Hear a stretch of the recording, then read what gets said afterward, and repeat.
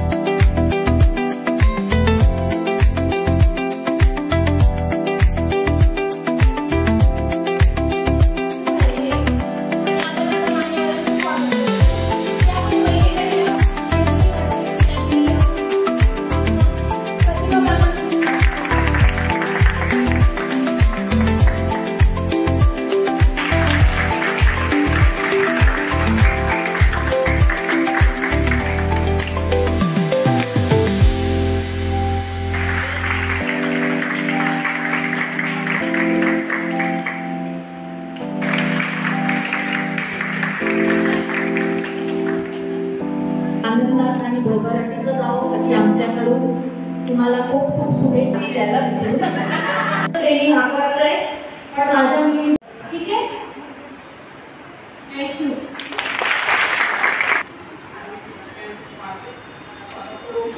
आमच्याकडनं पण ठीक आहे, आपण सगळ्यात महत्त्वाची गोष्ट म्हणजे पूर्ण गोष्टीचं ज्ञान दिलं जाते ते पूर्णपणे व्यवस्थित शिका आणि ते शिकल्यानंतर आत्मसात करणार आहात ना, ते तुम्ही एरियामध्ये जाऊन त्याचं ॲप्लिकेशन केलं पाहिजे. कारण तुम्ही अशा एक दुवा आहात का घरात जाऊन गोष्ट आणि त्याच्याशी संवाद, जेवढी तुम्हाला माहिती आहे तेवढी त्यांना देण्याचा प्रयत्न करा. जे ज्ञान मिळेल त्याचा पुरेपूर वापर. मी सगळ्यांनाच विनंती करते, आपण एक ग्रुप फोटो काढून घेऊया आणि त्याच्यानंतर लंच आयोजन केले गेले.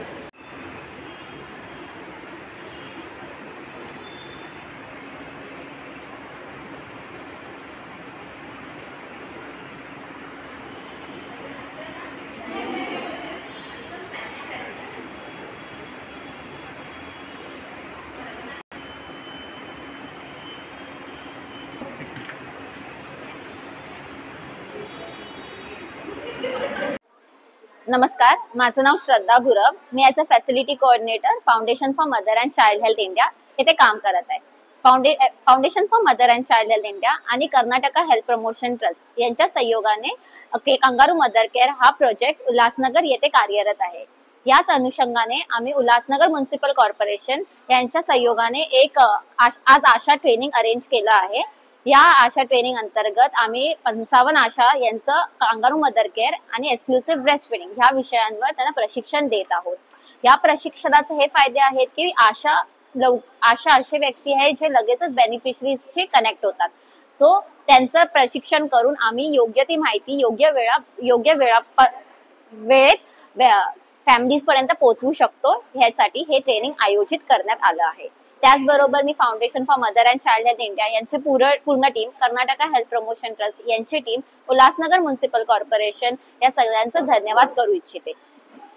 थँक्यू. नमस्कार, माझं नाव चेतना सार्वे. मी FMCS फाउंडेशन यामध्ये ॲज अ पीअर एज्युकेटर म्हणून काम करते.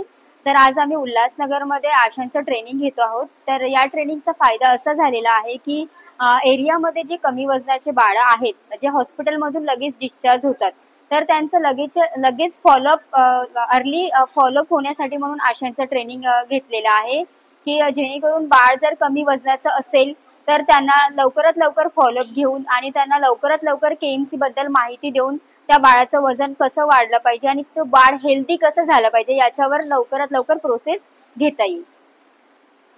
थँक्यू.